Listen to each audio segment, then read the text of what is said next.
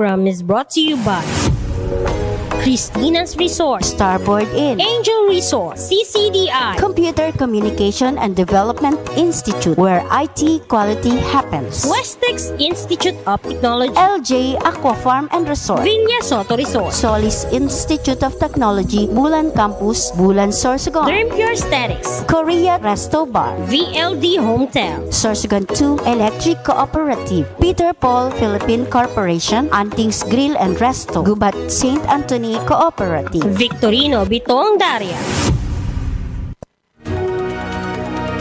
Okay, Kap, maray na aldaw. Yeah, good morning, Sir Sao.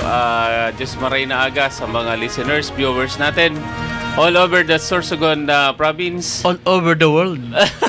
Siyempre kay live yeah. magkakita sa ano sa to yung Facebook page, ang Facebook page maski din ka nalupalop sa mundo basta may internet ka. Yes, Yan. mapapanood ang sa ato na programang Fight sana. Okay, parang ang tamlay natin dalawa, parang Lunes na Lunes dapat may energy. Ano yan? Yun? Ang programang Fight sana! Yeah. Yes, nandito na naman kaming dalawa para sa programa natin 7 to 8 in the morning. Magbibigay tayo ng mga information, nakakapupulutan ninyo ng mga aral.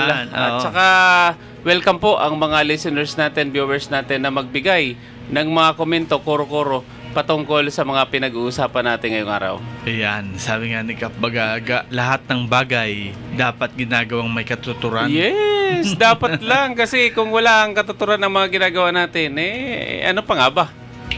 Yun. Ano na? Sabi ano nga na? And syempre kung yan, alam na ini mga tugang live na live kita sa bitangan sa Facebook page kan Bicol TV Sorsogon. Ayan, as in live man po kita sa YouTube channel. Okay? And sa pag-diskuter naman niyan, Kap. Anong latest? Kumbaga, haliutan ng latest. Anong pamatis ng bagong gunting? Ay. Ganun ba? Una, inot sa lahat, ang mga bagong gunting talaga, pag ginuntingan ka, maliwalas ang pakiramdam. Una, siyempre, maliwalasan sa ato na pag-iisip. Ang ulo natin, medyo matiwasay. Wala kita masyadong iniisip. Lain mainit ba? So, dapat ang mga lain pa magpagunting na. Pero lain na pag-irogo ng gunting ko. Kaya yun na gunting ko. Kumbaga, pero ngayon, di ka ngayon nagpagunting, sabi sa mga kauro punta dyan sa kanto. Di ka ngayon nagpagunting. Kaya mapagunting man nga ako dito. So, niyan, maliwalas ang pagkwenta. Pakiramdam naton sa dinian kung ano ang gunting naton. Kaya sa nagunting tabi sa akon, salamat ng tabi sa iyo. Yada lang ini sa kanto. Sabi nga ni bagamay nga kay Erickson, an iba pagapot din ka ka nagpagunting. Res bakanta. Amo nga ni ko sa view ko kaya lang Lunes magarihan. And saka mga tugang resbakan mo pag dili may yes, ibinigay na serbisyo. Pero pag ang serbisyo tunay, dapat alagaan mo yan kasi naghahatag mo yan ng sintunay na serbisyo. Okay, Kap, maiba kita sabi nga nag-cover kita ng live dyan sa sa barangay mo kang kang barangay assembly. Yan. Anong apot ko? Midterm ba ito, Kap? Hindi na kasi last na yan Oo. Yeah. Mid. Kay perang ba ang apot ko lang, Kap? Perang sa sarong taon barangay assembly sa sarong taon. Dua dapat. Kaya man bagan na ito? Bagan pangalawa na yon. So ibig sabihin ang next year na. So, kung ano yung accomplishment, kung ano yung mga issues in concern, simula October o November, iuulat na naman natin yan next year. Pero pwede man, Kap, na magpa-barangay assembly? Lain tabi pwede na dili magdaos ni barangay assembly ang kada barangay, kaya yan, mandato yan sa DILG.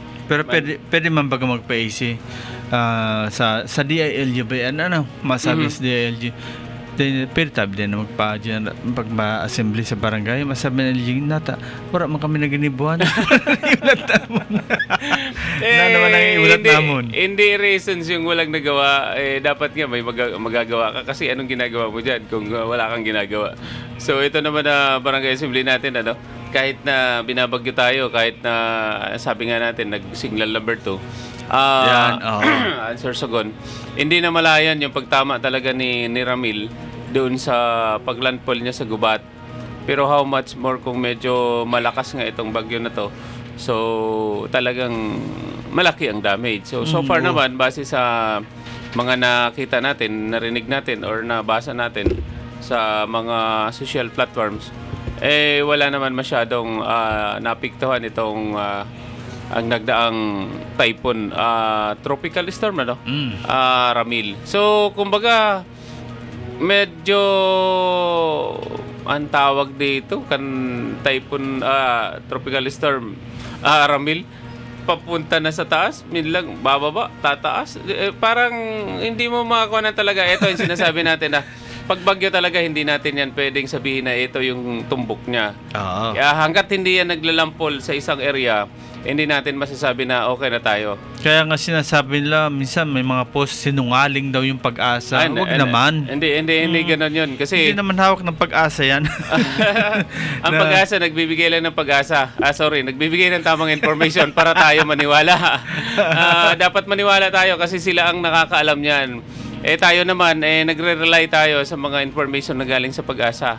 Sa mga kasama natin na nagbiruin mo, around the clock sila nag-aantabay, nagmo-monitor para maibigay sa atin yung mga information na dapat natin makuha. So dapat naman tayo ng mga kasama natin, once na nagbigay ng advice ang Pag-asa, sabihin man natin yan na hindi naman sinasabi na 100%, pero talagang at least tatama yan sa atin, maghahanda tayo. Kasi sabi nga natin, mahirap na magsisi tayo sa huli. Oo, saka yung minomonitor ng Pag-asa, yung takbo ng ng bagyo, tumatakbo. Kung maglihis man yan, hindi sasabihin ng Pag-asa na, uy, wag kang maglilihis, magbabayad ka sa Kasi parang ganun Yeah. May cone baga, kung titingnan natin may cone. So simula dito, pag ganun yan. Kung yan ay tinatamaan, nasasakupan yung barangay mo, o yung munisipyo mo, city or province, kailangan huwag kang pakampante dyan. Kasi anytime pwede yan magbago. Yan. Pwede magbago. At saka, yun nga, yung binibigay, sabi ko kanina, yung binibigay naman ng Pag-asa, yung track na nakikita nila. Kung biglang maglihis yan, hindi naman sasabihin ng Pag-asa, ipapahuli kita. Anong tawag din, Kap? Yung umiba ka ng linya. Yes, hindi naman yan saklaw ng LTFRB na may linya na binibigay. Kaya wag niyong pakasisihin ang Pag-asa paras ng opong. Di ba? Hindi natin expect na Masbate ang tatamaan. Pero ang Masbate kasama doon sa phone. Kasama siya doon. Yun nga lang, talagang pagtama niya sa isang area, medyo bundok. Pagtama niya, syempre, hindi naman didiretso yan na totally didiretso kasi bundok yun, matigas na bagay. Syempre, either sa taas o sa baba yan na lilihis, left or right lang naman yan. Pag lumihis yan sa kabila, ang mapupuntahan. Parang parang tawag doon, nakasuporta ko sa'yo ngayon. Pero hindi ko alam bukas kung oo pa. Ay, ganun talaga. Wala naman permanente. Pero ang pinakamahalaga dito, yung kung ano yung binigay sa atin na katungkulan, binigay sa atin na trabaho, ay dapat gampanan natin. Regardless kung ano yung kahinatnan, basta tungkulin natin na magserbisyo sa kung ano man ang posisyon natin ngayon, edi magserbisyo tayo. Kaya nga talagang yung typhoon na yan, yung Ramil, kumbaga hindi talaga sinasabi naging hadlang. Dalawang okasyon ang kinover ng Bicol TV. Umaga yung Milo Marathon. Tapos pagkagabi yung Barangay Assembly Cup. Sabi ko parang kaya kung matutuloy pa yung Barangay Assembly kasi during the Barangay Assembly ang lakas ng ulan. Talagang yun na yun, yung time na yun. Padaan na siya. Biruin mo, nag-uumpisa ng prayer ang ating kagawad. Prayer. Nagka-umpisa pa lang talaga ng barangay assembly. Nandun ngayon yung lakas ng buhos ng ulan. Talagang, pero buti na lang, at least ulan lang. Yung hangin hindi naman ganun kalakasan. Yun, tama. Pero sabi nga natin, bago naman natin tinuloy yun, tiningnan na natin yung talagang track ng Typhoon Ramil. Base naman sa pagplat natin, yes, dadaan sa Sorsogon pero hindi naman ganun kalakas ang impact sa atin. So, kumbaga nakita natin na kaya naman natin hindi naman sa nagmamagaling pero nagkaroon tayo muna ng assessment bago natin yung tinuloy. At saka siguro ang kagandahan lang nun, hindi ka naghanda. Kasi di ba mga kaibigan, may sinasabi sa pag may parating na bagyo, uy, maghanda kayo, may darating na bagyo. Tapos yung bagyo tuloy, nalalaman nila, dumaan tayo doon kasi kakaya, pinaghandaan tayo. Super naman. Actually, pinaghandaan namin yun. To tell you honestly, pinaghandaan namin yun. May kinatay kami na isang baboy para at least paghandaan namin yung kuha na yun. Kasi okasyon yun yung araw na yon, dalawa pa lang okasyon sa amin sa barangay namin. So nagkaroon ng una, yung alas 3, nagkaroon ng huli mass para sa pag-turnover ng hermano-hermana. So and then after that, nagkaroon ng barangay assembly. Ito nga ang nakakataba ng puso. Besides dun sa mga malalayo natin na kabarangay, marami pang dumating. Lagpas 200 base sa attendance. Kasi nung chinek ko yung attendance, nasa 156. Pero along the way, alin yun? Yung turnover or yung barangay assembly? Yung barangay assembly. Kasi during that time, di ba, malakas ng ulan. Lakas talaga. Ang lakas talaga ng ulan, Hindi ko expect nakita nyo naman mga kaibigan sa live natin, pinupokus natin yung tao. Tapos along the way, di ba, nang humina na, ayun, may nagsipuntahan pa rin ng mga tao. So, nakakatawa din naman. Pero, yun nga, ang sinasabi natin, masabi ng iba, hindi mo sinangalang-alang ang mga kapakanan ng inyong mga residente. Pero, sabi ko nga, nagkaroon naman kami ng assessment during the time. Yun, may assessment naman pala bago nyo talagang bago kayo nag-decide. Hindi lang yun, gusto ko lang malaman ng manonood, hindi lang yun kagustuhan ng isang tao. Kung si kapitan, isang kapitan, ibabaliwala na yung mga kagawad. So, council ang nag-decide nun. Nagkaroon ng consensus. And then, base naman sa track, kasi maaga pa lang, minomonitor na natin yun So, base naman sa track, yes, dadaanan tayo. Pero sabi nga natin, hindi naman ganun kalakasan. So, pasalamat tayo, at least hindi tayo naapektuhan ang buong Sorsogon, hindi tayo naapektuhan the time. Although may mga areas na binaha, pero sa atin, sa lugar natin, wala naman ako na monitor na baha, even sa ibang barangays na kalapit natin. At saka bago pa matapos, talagang tumila na yung ulan. Ganda, tumila na. Siguro mga wala nga 5 minutes ang lakas ng ulan. And then tuloy-tuloy. So, tuloy-tuloy din ang pag-uulat ng inyong mga barangay council para malaman ang mga accomplishment. So, eto, ginamitan na namin yun ng oras. Pero may mga certain talaga na reports na medyo mahaba. Pero at least ngayon, tinatry na natin. I-improve pa natin yung kung ano yung mga nakita ninyong lapses, kung anong nakita ninyo na pagkukulang namin. Pero sa mga susunod namin na pag-report, pag-uulat, aayusin namin yun. Kasi may mga tinatawag tayo na assessment. After the event, may assessment tayo kung saan tayo nagkulang, saan yung problema natin. Pero ang assessment natin doon, ang isa talaga na medyo sa una pa lang, hindi mapakinggan, hindi marinig masyado ang sounds. It's dahil sa lakas talaga ng ulan. Grabe yung ulan talaga. Binuhos na. Binuhos na. At least naman, blessings yun sa atin. Parang buhos na natin habang hindi pa nagsasalita si Cap. Kung magsalita si Cap, hinto agad yun. Wala na. So, sabi ko nga, pero for the first time, yun ang ginawa natin na sa huli na ako nagsalita. Dati, ang nagsasalita is una, pangalawa yung ating sa financial. Pero ngayon, inuna natin yung mga accomplishment ng mga kagawad. Pero sabi ko nga sa inyo, hindi ibig sabihin ng accomplishment ng kagawad ay siya lang yan. So, there's collaborations. Ang isang bagay hindi mangyayari kung wala yung collaborations ng lahat. So, ibig sabihin, accomplishment namin lahat yon. Pati ang secretary.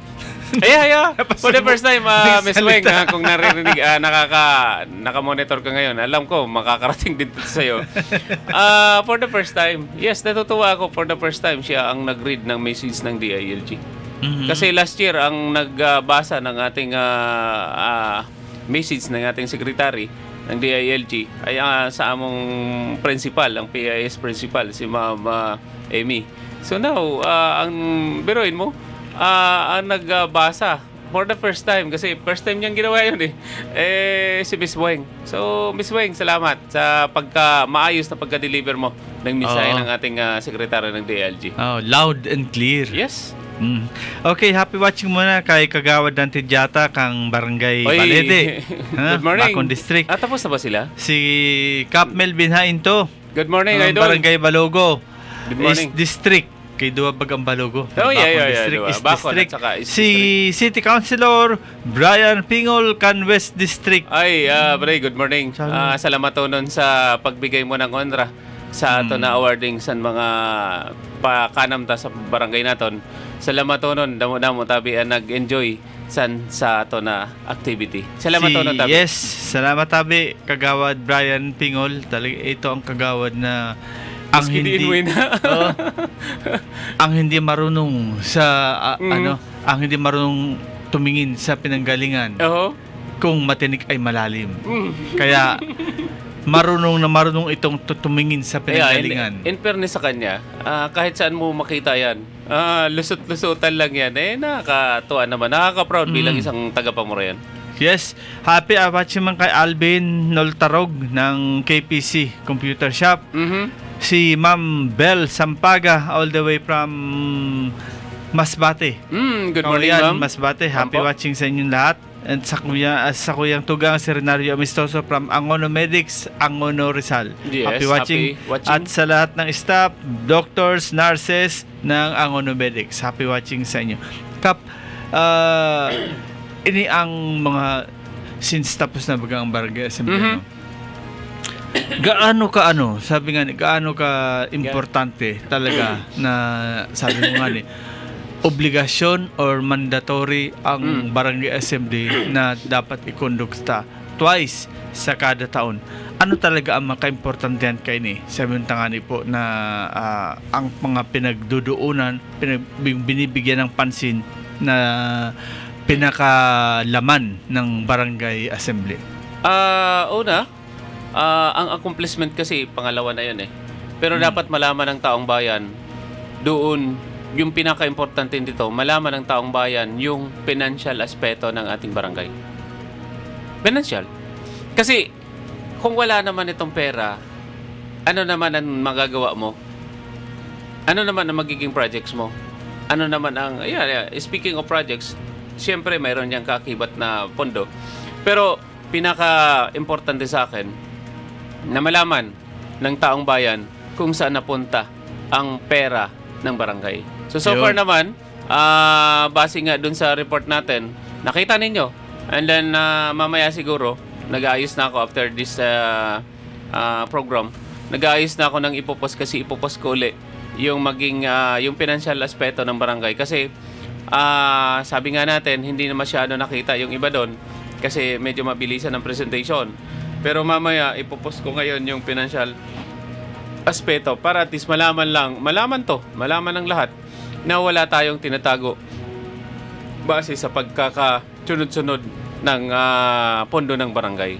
Walang tinatago, sikap, walang tinatago ang Bank Council. Kasi nga, nung Saturday, talagang binigay mo sa kanila yung onra, sabi nga ang onra para kamo bilang barangay council, bako lang ako ng kapitan ang magpaabot sa tao. Yes, tama naman.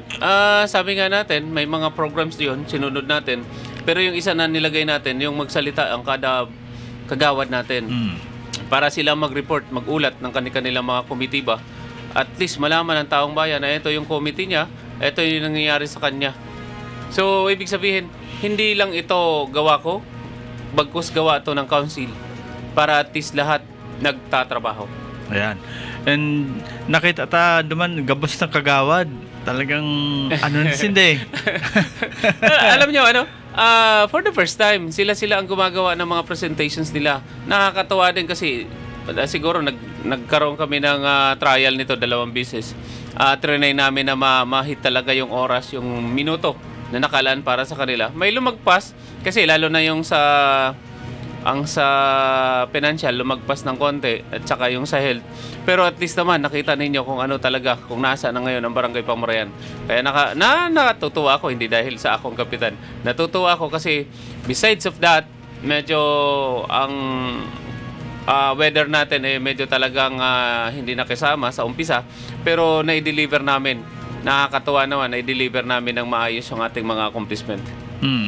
Alam nyo, Kap, ang weather hindi nga nakisama. Pero yung mga constituents mo, totally talagang grabing pakisama doon sa sa barangay assembly. Doon ako natawa. Sabi ko, tatauhin kaya ito? Pero kasi oo. First time mo yun na nagkuhan Nung Ano naman pala kami, masasabi mo?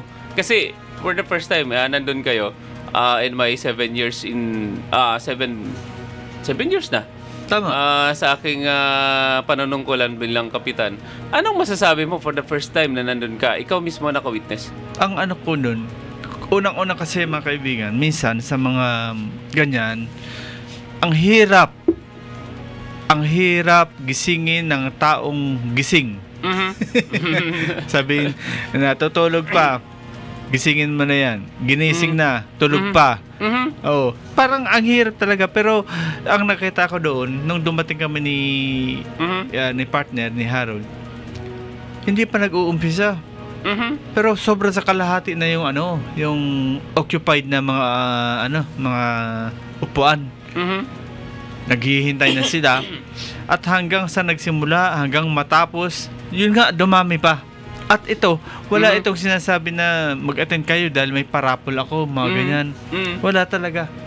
So, ibig sabihin, ikaw kasi, at marami kang pinupunta na barangay, na munisipyo. At saka yung talagang yung yung damdam, no? Sabi mo, talaga, ang suporta ng nandun, grabe. Unang-una, umuulan, may bagyo.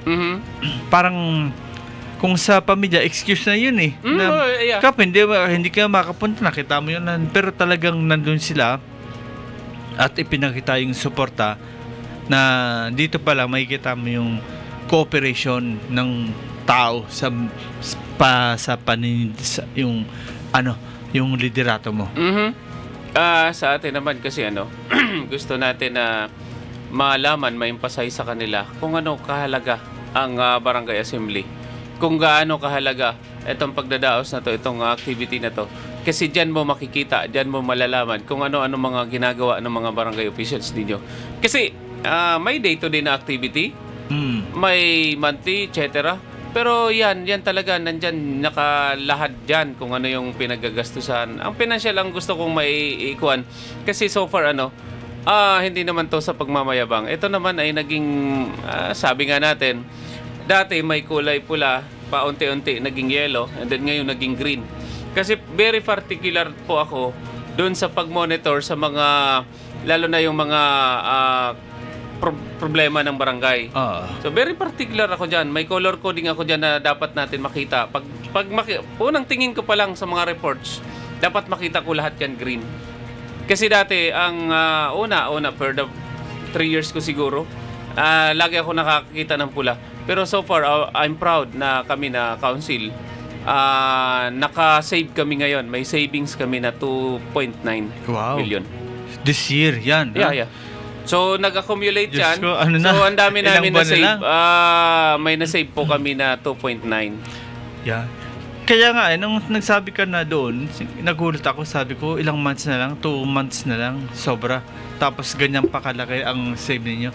And think of that, million yan, hindi yan 1,000, 2.9. 2.9 million.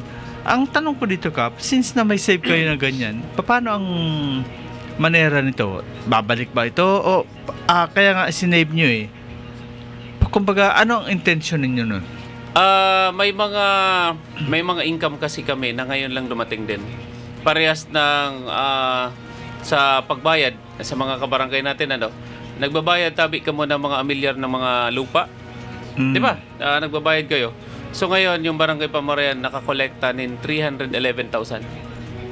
So sa madaling salita, yung binayad ng iba ng mga kabarangay natin, naipon yung sa city, and then ngayon, binigay na sa barangay. So yun ang savings natin ngayon. So kaya nakita natin na yung mga nagbabayad ng tamang buwis sa ating barangay, napupunta yan sa barangay at pwede natin yan i-utilize para sa mga proyekto para mapakinabangan ninyo. Binabalik natin yan. Walang maski 5 duling dyan na pupunta sa Kabanangaw, na pupunta sa mga packet ng inyong mga barangay official. Yan po ay bumabalik sa inyo through services. So ang iba dyan, wala. Pero, yun, makikita ninyo. Makikita po ninyo. Ay utilize natin yan by next year para at least yung mga hindi pa natin nagawa this year, magawa natin next year para at least tuloy-tuloy ang serbisyo para nahatid para sa inyo. Yes, yun nga Kap ang itatanong ko na, since na-save ninyo ito, pero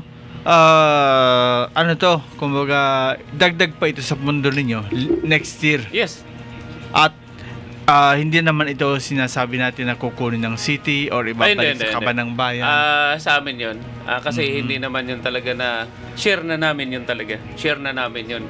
Yung mga binabalik sa halimbawa ang city, sila nagbabalik kasi kami, hindi naman namin yun maibabalik kasi share na talaga namin yun.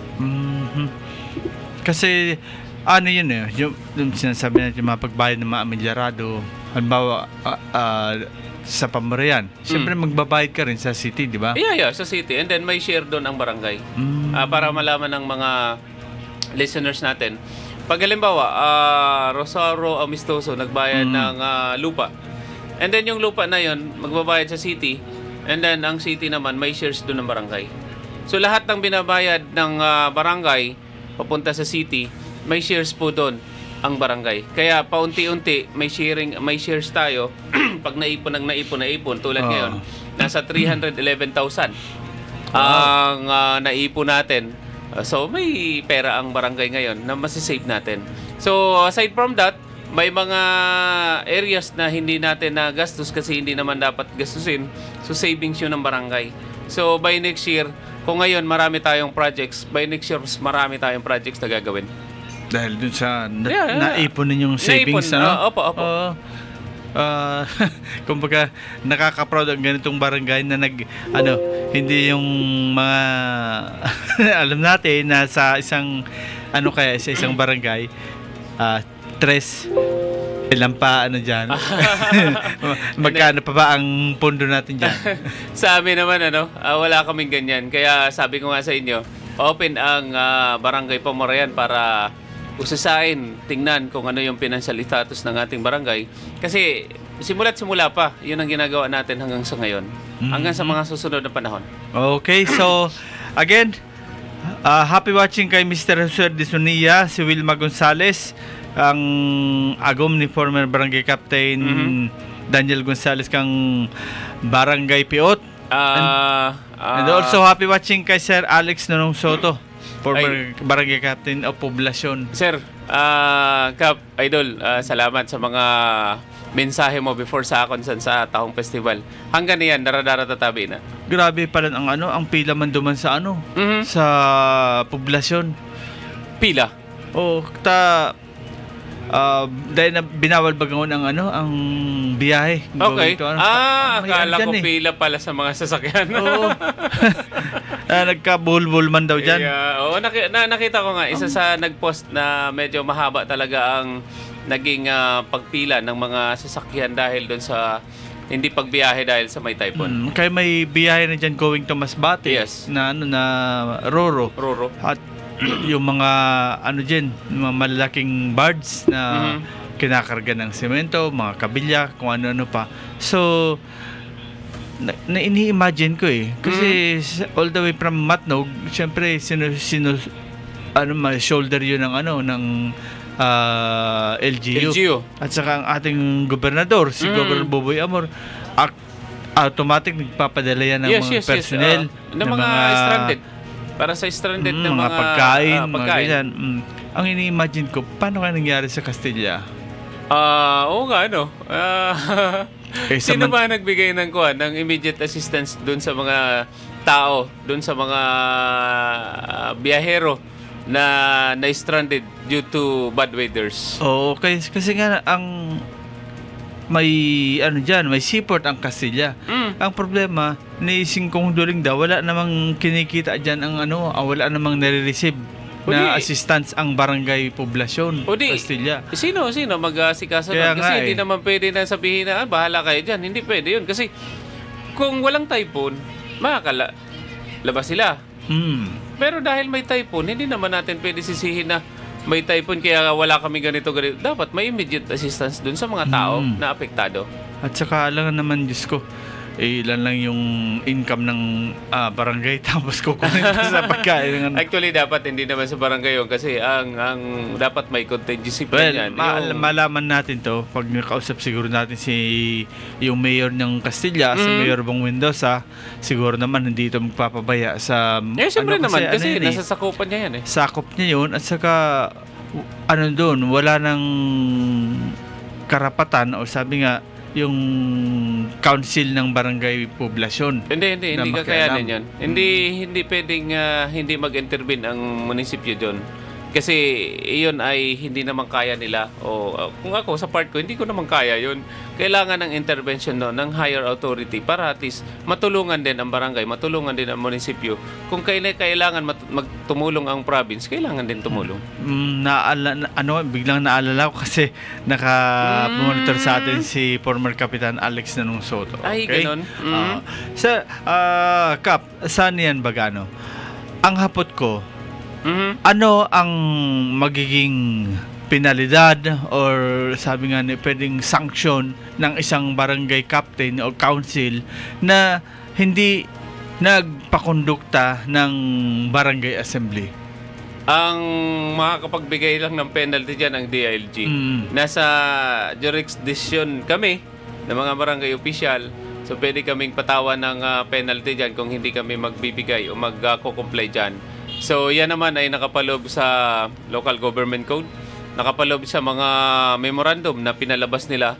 So kailangan namin magkondukta, whether we like it or not, pass your paper yan, kailangan namin gawin. Ang hindi lang tayo nakapagkondukta ng mass gathering, yun talaga na during the time ng may pandemic. Pero nagpalabas tayo ng mga leaflets, nagpalabas tayo ng mga papel na pinalabas natin yon, pinakita natin ito yung financial report, ito yung sa bahay-bahay. Pinadala natin yon, yung papel na yon, at least makikita nila kahit na hindi na magkaroon ng mass gathering kasi bawal nga that time. So kailangan natin i-satisfy, i-comply kung anong mga requirements set by the government. Pero sabi ko nga po, may nabalitaan ka na ba ng barangay na sabi natin hindi nakapagpakondukta ng barangay assembly? May nabalitaan ako na late lang. Pero halos pagkakaalam ko, halos naman kami lahat ng mga barangay dito sa Sorsogon City is nakapagdaos ng barangay assembly. May iba lang na late for some reasons, hindi natin hawak 'yon. Pero at least lahat ng barangay sa Sorsogon City ay nakapagdaos ng barangay assembly. Saka yung barangay assembly na ginawa mo, isa lang ang nagtanong, ibig sabihin talagang sabi nga sa classroom, pag wala nagtanong, ibig sabihin dalawang bagay yan. Either naintindihan o hindi naintindihan oo. Pero base naman sa report na makikita mo sa kanila yung sa mga constituents, parang satisfied sila. Kasi yun nga, bawat kagawad na nag-present, plus yung SK nga yung SK, yung trabaho niya, siya pang ng ipa-PowerPoint. Yes. Tapos, nag-present pa rin siya, yung SK chairwoman dyan sa barangay Pamurayan. And siguro naman, kung may mga hindi magandang patakbo ang kagawad, sabi nga nila, ito yung pinakahihintay talaga na ng constituents, yung barangay assembly. Kasi sabi, dilita nga ikaw babaluson. Pero Yeah. wala akong nakitang ano eh. So, yun nga, gusto natin talaga mag-invite ng mga tagalabas para at least ma-check ninyo, makita ninyo kung ano yung nangyayari during barangay assembly. So, gusto natin yun na makita nyo. Tulad ngayon, nung time na yun, naka-live tayo kasi at least kung ano man ang nangyayari, kung ano man nangyayari dyan sa activity na yun, makita ng taong bayan. Either good or bad, at least. So kung makikita ninyo, smooth flowing ba yung naging pagdaos ng assembly? Kasi, ayun nga, ako bilang kapitan na nga, ako na mismo naghahanap ng tao na magtatanong sa amin kasi malay natin. Kasi may mga bagay na hindi pa kami nakikita o hindi namin na nakita. O malay mo, during open forum, may mga suggestion sila na mas maganda. So why not? Kasi sa amin naman, kung ano yung mga suggestion nila, kailangan namin yung pag-aralan. Kung yan ay mas makakabuti sa mas marami, hindi doon tayo. Pero yung suggestion na yan, makakabuti lang sa ilan lang, balansehin natin kung ano yung dulot niyan, kung ano magiging hatid yan na kagandahan sa ating barangay. Very nice mga tugang. Nung Saturday na gabi, kumbaga yun nga, kahit yung hindi mo iisip, or kaya ang hirap imaginein na barangay assembly, umuulan, may bagyo, pero puno ang covered court ng barangay Pamurayan. And this time, Kap, yung mga sabi natin, satisfied man o hindi, yung constituents mo, ano yung mga pinakasabi natin na talagang nabigyan ninyo doon ng solusyon sa barangay assembly doon para sa barangay Pamurayan? Ang naging challenge namin dati, yung usapan pagdating sa lupa. Ayun na medyo malaking usapan yan dati. Pero ngayon, unti-unti na yan nasisettle. Kaya nga gusto kong pasalamatan ang mga residente ng buong barangay sa pakikipag-coordinate, pakikipag-dialogo sa atin. Kasi hindi naman natin yan, yes, may value. Kaya lang, sooner or later, hindi naman natin madadala yan. As mas maganda sa atin ngayon is, ano yung common good na pwedeng maging hatid niyan sa atin, sa community. Kasi, ako naniniwala na sa lahat ng mga ginagawa natin, may kaakibat yan na good or bad karma. So, dapat isipin natin as a whole kung ano yung magiging effect niyan sa community. So, yun lang naman. Yun ang naging challenge ko dati kung paano ko yan ayusin. Pero so far naman, wala naman ako nakikita ngayon na major problem sa aming barangay. Yan. And doon sa barangay assembly, Kap, ano yung mga nailatag mo pa na sabi nga natin, pagka-aabangan pa ng barangay Pamurayan? Halos nandun na lahat eh. Pero at least doon sa nagtanong nga na pwede ba namin hingiin yung kahoy o yung nyug, mayroon, para at least hindi aware ang iba nito, mayroon documents na ginawa ang barangay para yung mga kahoy na pinutol ng DPWH dahil sa dinaanan ng proyekto na yan. Kailangan gumawa tayo ng mga documents na yan papunta sa Penro para at least yung kahoy na yan magamit ng barangay. So hindi yan pwedeng sabihin mo kunin mo na agad. May process yan na kailangan mo yan i-satisfy na proseso para at least yan na process na yan masunod mo. So kumbaga kami, marami kaming may mga naputol na punong kahoy, and then ngayon itong punong kahoy masisira lang din. Tiningnan na natin. Ito nga gusto ko natin i-emphasize na ito yung halimbawa, ito yung building ginawa ng DPWH. Ito yung building halimbawa eskwelahan. Ang eskwelahan na yan pag natapos wala naman yung mga upuan.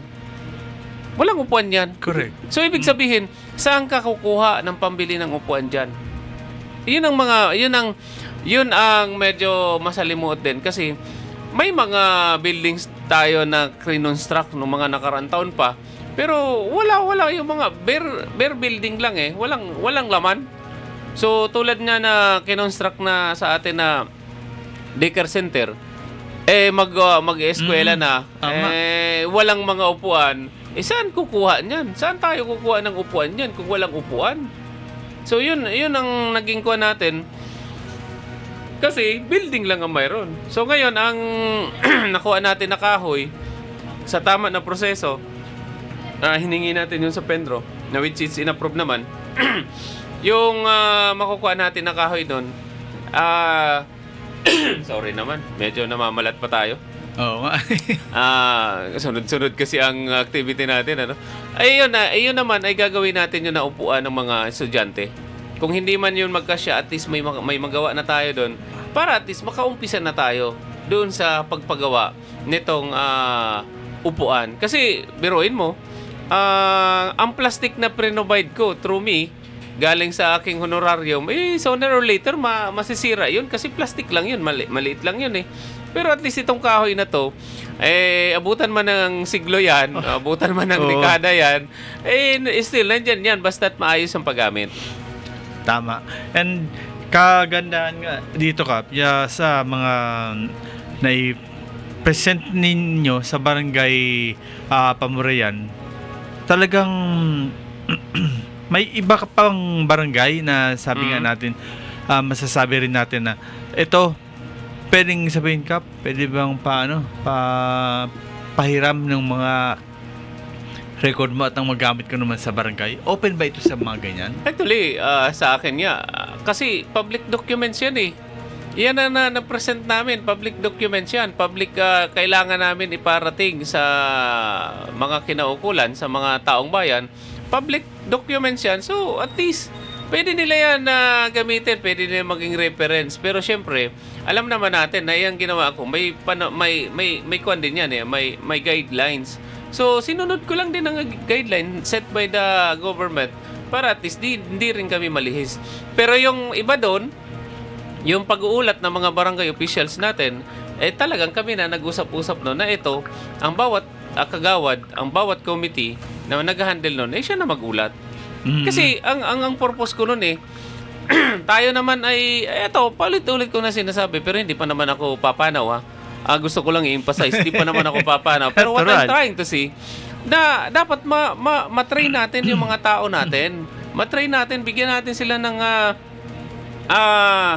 kalayaan, bigyan natin sila ng importansya na sila mismo ang magulat doon sa mga accomplishment na ginawa nila. Pero sabi ko nga, hindi naman mangyayari yan kung sila lang.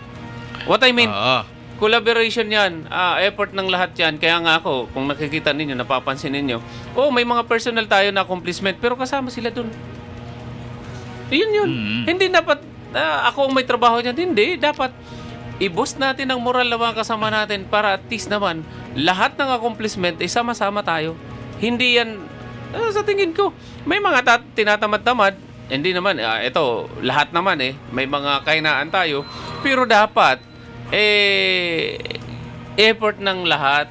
Gawa ng isa, gawa ng lahat. Hindi pwedeng may maiwan dyan. Kaya nga gusto natin i-emphasize na dapat tulong-tulong sa pag-sulong kung ano yung dapat ikakaganda ng ating mga barangay. Very nice. And sa kagandahan kasi niyan, Kap, itong barangay Pamurayan, talagang sabi nga natin, tinitingala na. Talagang yung daycare mo halos from kailan ba yun? May mga dumadayo na dito. May mga ibang barangay na rin na sabi ko nga natin, ang daycare natin for the first time in the history naging level 3 sa buong Sorsogon City. Halos 2 o 3 lang ata kami na level 3 pagdating doon sa compliance ng ating daycare center. Nandyan yung isa, nandyan yung siyempre, yung pangpang. Yung isa nila, isa lang. Ilang ang daycare center nila, marami. Pero isa lang ang pumasok sa level 3. Kami, maliit lang naman kami. Pero at least, still, kahit na maliit ito, nagnanais na makapag-provide kami ng serbisyo above par doon sa expectation ninyo. Parang isa ba rito sa, sa nagiging hangarin mo na sa daycare? Minsan, kung i-imaginein mo, talagang sabi nga na ginuguyod pa sa ang batit para lang makalaog. Pero sa daycare kang Pamurayan, batit ang naguguyod sa ina kay malaog. Yes. Kasi nag-enjoy siya duman. Sa nakita ko, dati talagang medyo mahirap. Dati medyo mahirap ang daanan din sa amin. Dati, ang daming dati. Hindi naman talaga sa isang click natin yan, nandyan na. Pero sa nakikita ko ngayon, estudyante na bata na yung nagsasabi na, mama, may pasok ako ngayon. So, yun na. Nakakatuwa kasi ang accessibility papunta doon, maayos na. So, ang kailangan lang namin ngayon maayos din yung internet papunta doon kasi medyo malayo yung area. So, unti-unti natin tong ayusin para may provide sa kanila uli. Kasi nagbigay na tayo ng internet kaso lang naputol. So, malayo kasi ang area. Ang layo nun, Malayo. talagang ano. And sa security naman, Kap, dyan sa Pamurayan, syempre, nandun talagang, kumbaga, sandamakmak na ang CCTV dyan sa'yo. Laking tulong sa amin ng mga barangay official ang pagpanatili ng kaayusan sa security side kasi halos lahat ng in and out ng barangay mayroong CCTV. So laking tulong 'yun. At saka medyo sabihin natin masakit sa bulsa kasi personal natin 'yon. Hindi ko naman personal natin 'yun na kagustuhan. Ako nag-provide nun. So walang budget doon ng barangay kaya nga masasabi mo na may savings ang barangay. Kasi yung talaga ang priority natin is kung ano yung priority natin na makakasave ng buhay, makakasave ng ari-arian, doon tayo. So far naman, marami tayong in-install na CCTV ngayon sa Barangay Pamurayan. Galing yun sa honorarium natin. Kaya nga maraming save. Tapos sa yung honorarium mo, kailan lang yun? Nung may pumunta dyan, pinangako mo pa sa mga daycare or sa mga daycare worker na itong honorarium ko next month, i-donate ko na lang sa inyo. So, paano mo ito na sabi mo nga mo yun, masakit lang sa'yo, sa bulsa mo kasi may pondo ang barangay, tapos mas pinili mo pa na yung sarili mong pondo ang gamitin doon sa mga kaligtasan, mga ganyan na mga pag-iingat. Kinuhan ko na to simula nung nagkampanya ako ng one day siguro nagkampanya ako sa 2017, 18. Pinangako to sa amin barangay na lahat ng ating honorarium simula 2018 hanggang sa ngayon o hanggang sa tayo ay magsiservisyo sa ating barangay or even sa iba na level sa pagsiservisyo sa community, hindi natin yung kukunin. So yun, pinangatawan na natin yan, although mabigat, pero hindi ako nagsisisi kasi maraming tao ang nasisave niyan, maraming tao ang nabibigyan ng ondra, maraming tao ang nabibigyan ng benepisyo dahil sa kahit konti lang na bagay, pero at least maraming nangkikinabang. Yeah. So ngayon may saving ang barangay, so yun, i-utilize natin yun by next year kung saan natin yun ilalagay. May saving ang barangay pero ang bulsa ko wala pang tagay. hindi ko kuan kasi yun kasi that is my priority na kailangan sabi nga walk the talk. Kung ikaw ang nagsasalita, kung ano yung sinasabi mo, dapat gawin mo yun. So antabayanan nyo dun sa mga walang lupa, ikuwan ko na to dun sa mga walang lupa, possible by next year sana may award na namin to sa inyo. Tama, itong nabanggit mo pa na ang mga walang lupa o sabihin natin na tumitira dun sa inyo na nag-umuupa or nakikitira lang, ito Kap na sinasabi mo walang lupa, sana magkaroon na kayo. Paano ang pinakasimula nito na proyekto mo na ito or pangarap mo para sa Pamurayan? Kung saan sabi nga natin magkakaroon na ng lupa and yung naman bibihira lang sa barangay na may kaisipan na ganito para sa kanyang mga constituentes. Ito naman nakita natin nakita natin yung pangangailangan ng mga kabarangay natin na wala talaga, lihitimo na taga Pamurayan na wala talagang lupa, priority yun. So yung mga walang lupa talaga, na asin walang-wala, kahit sa side ng papa niya, sa side ng mama niya walang lupa, doon sila nakikitira lang sa ibang area, sa ibang may lupa. Iyon ang priority. And then pangalawa, yung kailangan din mag-attender tabi ka mo sa mga pa-meeting na papatawag sa iyo. Kaya kung sige lang niyo sabing wala kami lupa, di ka man nagko-comply kung anong kaipuhan namon, wala ka man talaga lupa. Di mo man talaga na makuha. Wala din sinasabi, kamag-anak yan ni Irog sa di. Wala. Kung dili ka nagko-comply, kung dili ka nag-attender sa mga restaurant, pares naman.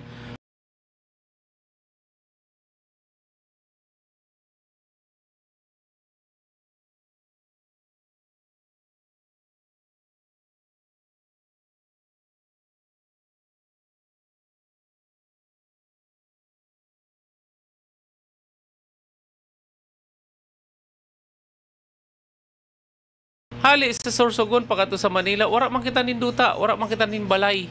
Gaano kahirap an wala sinduta o balay na maistaran kung ikaw nagtatrabaho ka pero ang sweldo mo pambayad lang pag-upong mo lang eh. So gaano kahirap kung wala kasi sa diri na duta. Kaya amay na nagkuhan sa amon sa council na dapat ang mga taga-pamurayan dapat igwasin sa diri na duta. Yan. And isunod ko na siyempre pangarap mo nini. Paano ka muna kapag avail ka na duta na niya para sa mga constituents man kang pamurayan? Alam mo, alaking pasalamat natin sa city government through our city mayor. Kasi dati, nagbibigay naman ng subsidy ang ating city mayor last year sa mga nakaagi na term. Ang nadatnang ko dyan, kung hindi ako nagkakamali, ang subsidy ng city government that time is 350,000. Nung nanalo to sa ato na ginagalangan na mayor, si Mayor Esther, ang pinangako niya sa mga barangays ay kailangan mag-alat siya ng 1 million kada barangay, kada taon.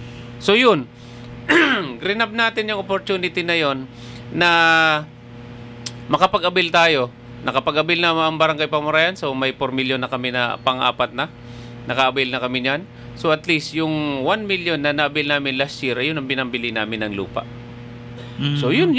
Kaya mahalagang bagay yan na mga 1 million na binibigay ng ating city government. Kasi yung mga projects na supposed to be na dapat budgetan ng barangay, doon na namin yung kinukuha. Priority namin yan kung ano yung pinaka mas impact pangangailangan ng barangay, doon namin yan ilalagay. Kasi sa 20% development fund natin, hindi naman kaya yun. Wala nga sa amin yun. Wala nga kaming 1 million eh. Wala nga kami dati, dumating ako na 300 plus lang ang barangay development fund natin. Pero ngayon, luckily, ang 20% naman natin is almost 1 million na rin.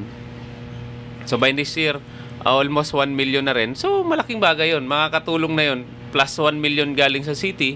And then kung may magbigay pa na ibang agency, laking bagay yun. Makakatulong yun sa ating barangay. Baka may magbigay dyan ng mga kontraktor. Beka naman. Kapunsan huwag mo nang asahan yan. Kasi mahirap magsalita. Pero alam mo na. Walang ganyan. Huwag mong subukan. Masisira ang buhay mo. Morning tabi kay former Surikoto General Manager Percival Alvarez, si attorney. Good morning. Good morning tabi, Good sir. morning kay Manon. Good morning. God bless Bicol TV Sorsogon. Tunay na pagserbisyo. Si Guelmar Tagde, good morning. Si Lito Legaspi, morning tabi sa Indonadua, Idol Cup, Arles, Hanaban at Kuya Sao. Tulits, good morning sa imo. And good morning man kay Sir Apad Dialagdon Jr. Ang Comelec officer kan Comelec kung saan ka man na banwa. Good morning man sa imo. Kap, 2018 tuminukaw ka. Once na tuminukaw ka, ano itong papano mo or sabi nga ni base sa pag-aadal mo, papano mo inaaraman na may mga may mga residentes ka pala na wara rin sa diri na iniistaran o wara ng duta. Hanggang saan yan? Niyan, ang mga taga-Pamurayan, man sinasabi natin na kundi din lang. Tama. May istaran man sinda, pero gusto nato na maging mas matrayumpo pa, mas mayadpan pag-iisip ninda na laing kada bis-dabis na basi ngaya pahalion kami. So yun ang gusto nato na mga masunod na adlaw na dapat ang intitirahan ninda o ang duta na intitirikan sa inda na balay, dapat lain sila pahaliong kay ito sa inda na. So yun ang kamabutan ta na dapat mangyari yan. So nakabakal na, nabayadan ng duta, naghulat na lang kita sa dokumento kung ano yung mga kulang pa. And then after that, ipapasurvey natin yan by next year. Kasi naglaan na kami ng budget para sa pag-survey para hatagan. Kung ito yung lupa, kung ito yung kabuuan na lupa, muhunan na ba? Lagyan na ng mga boundaries, lagyan na ng muhon para Mas-survey na, sabi nga. ipapasurvey natin yon para at least yung halimbawa, lot 1, lot number 1, sa'yo yan. O di sa'yo na yan. Habang buhay mo yan, pwedeng pakinabangan pero hindi mo yan dapat pwedeng ibenta. Ayun. Ay, hindi pwede yan. Lalagyan natin ng kontrata yan na hindi pwede yan ibenta. Hindi. Ano pa yan tawag sa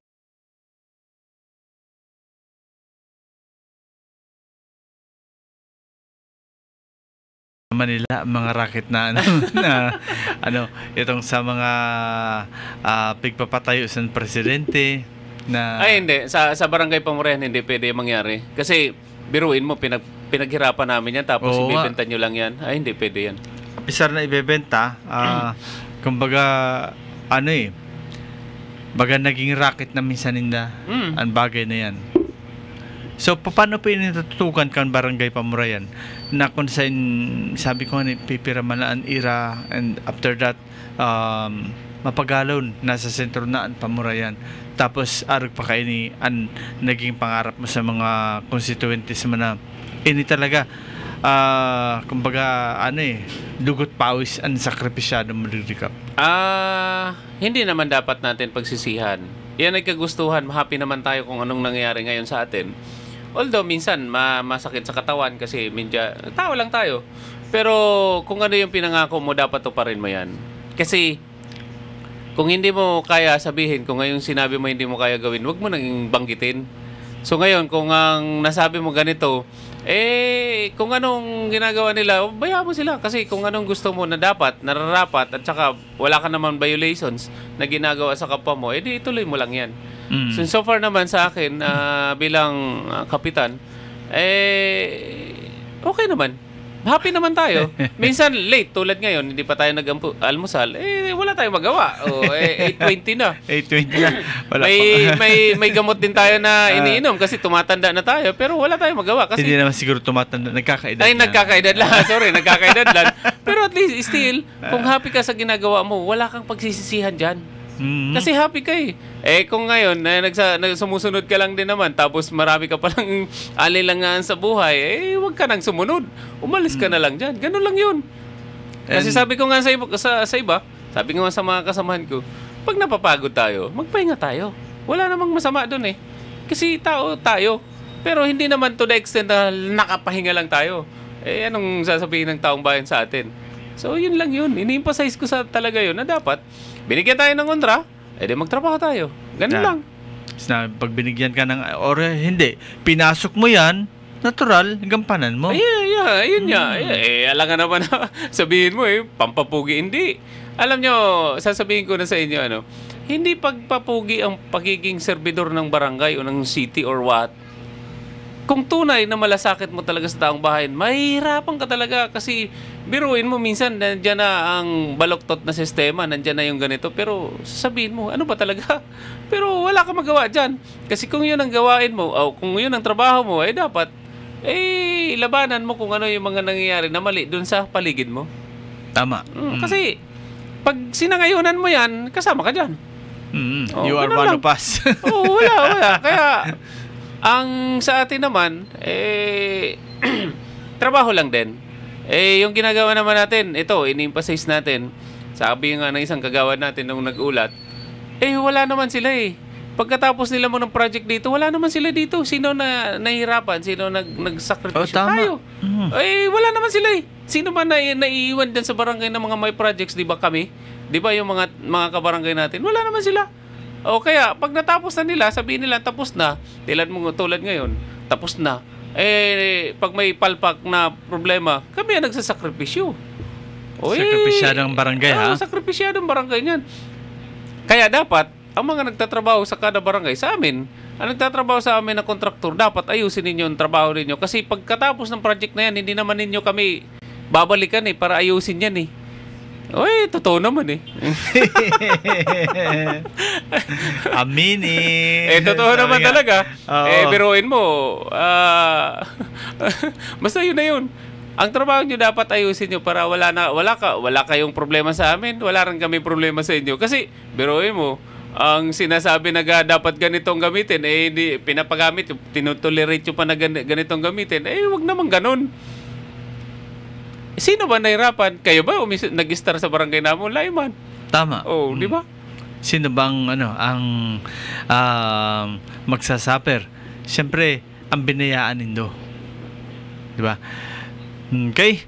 So, Kap, siguro dapat na kita kan oras kan pamaaram sa tayong programa and... Ay, ato pa?